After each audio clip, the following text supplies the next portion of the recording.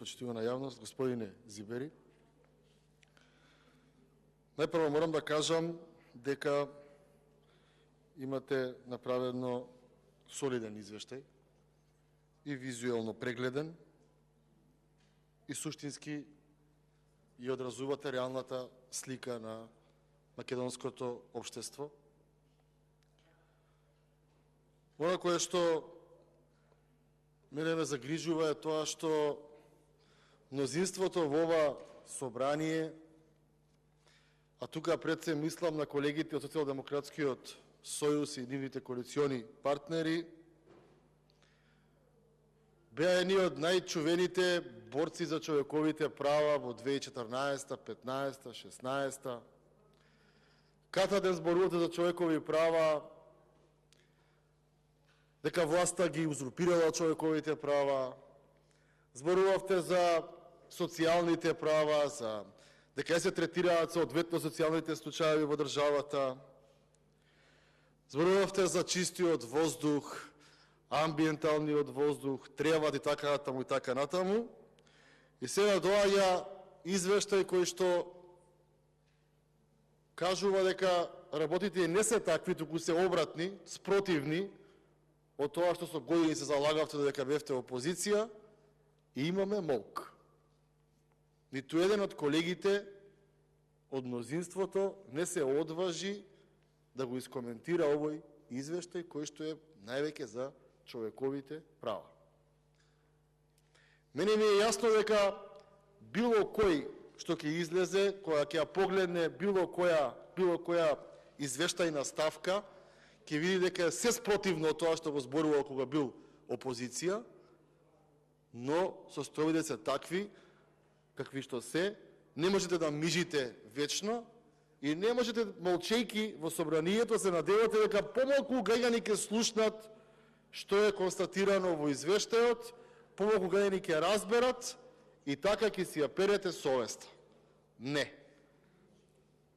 Господине Зибери, гледам, иако вие бевте на претходните избори еден од најистурените играчи, согласно ово што го пишувате во извештајот, гледам ви го намалиле буџетот за 5,3%.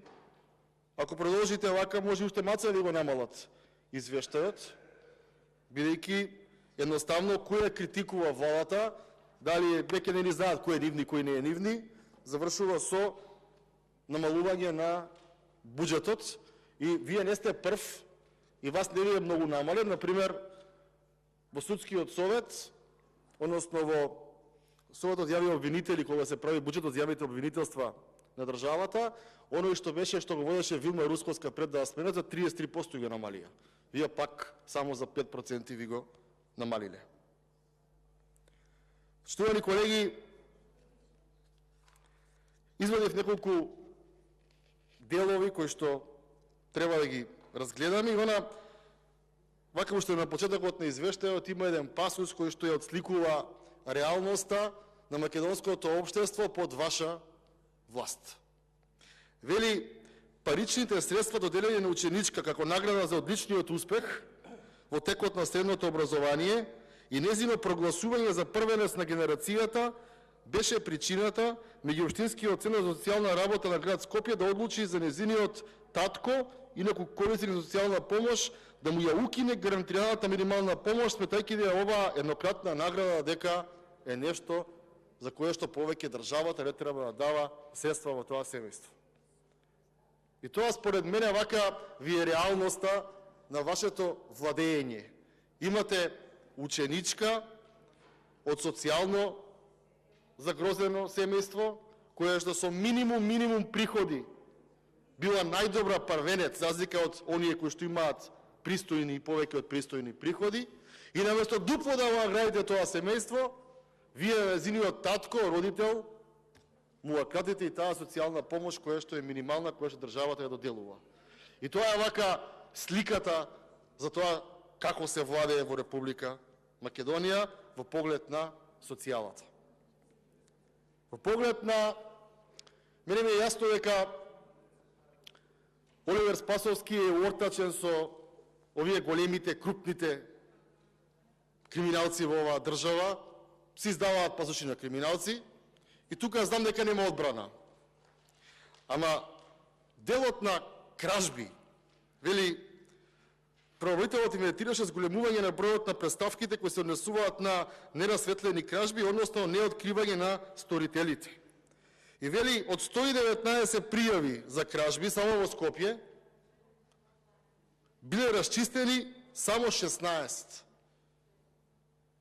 Чи, ај крупниот капитал не се решава во државата. Полукрупниот капитал не се решава, полицијата нема капацитет, овие што ја тероризираат секоја вечер по Скопје, што крадат по домови, разбиваат, и тие не може да ги најде. И се поставува прашањето зашто плаќаме ние полиција во оваа држава. Ако крупниот капитал не му може ништо, на джепарошиве не им може ништо, но вие што постанови не им може ништо, зашто оваа држава плаќа полиција? Освен да се стеви опозицијата. Треба да знаат граѓаните дека се успешни само во следење на опозицијата. Често пати зборувавте, и тоа ни го кажуваат и сугерираат многу меѓународни организации, дека многу малку зборуваме за оние маргинализирани групи во општеството, за луѓето кои што се со попреченост, така натаму.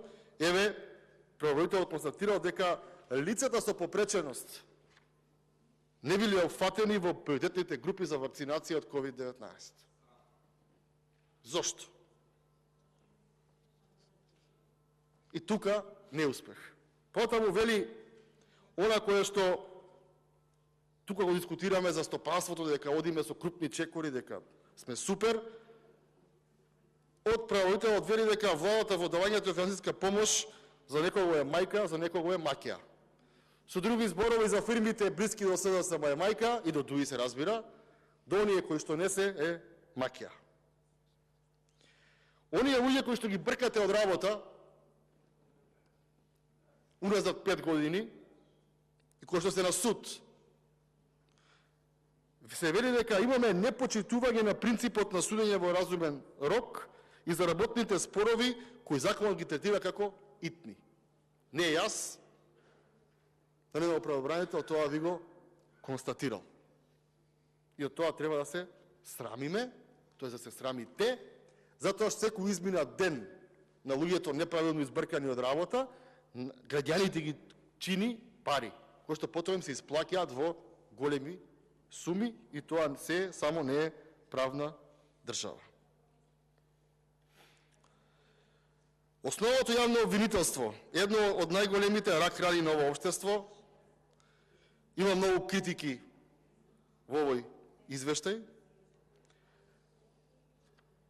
Имате прекин на продолжување повеќе од 30 дена на осудени лица кои се на издржување на казна во казно-затворните и воспитно-поправните установи.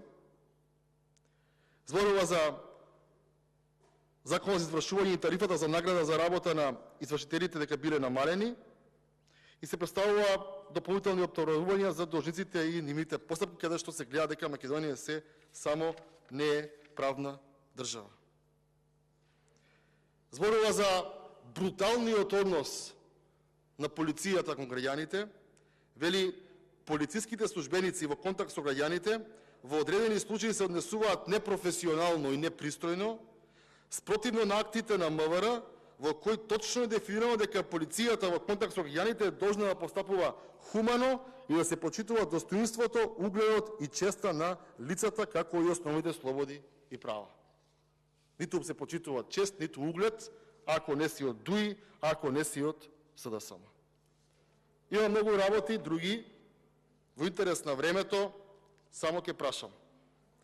Вие молчите, колеги, од владава министрите ги нема, го нема и првиот премиер Артан Груби, и вториот премиер Ковачевски, и се прашувам, ако вие што имате моќта да промениме некои работи, молчите, министри ве молчат, зашто ги гледаме тогаш овие извештаи? Зашто ги гледаме овие извештаи? За опозицијата да зборува, да помине денот, да очекаме вториот извештај и дали ќе имаме некој ќе има реален аир од нас овдека во собранието. Благодарам. Реплика Снежана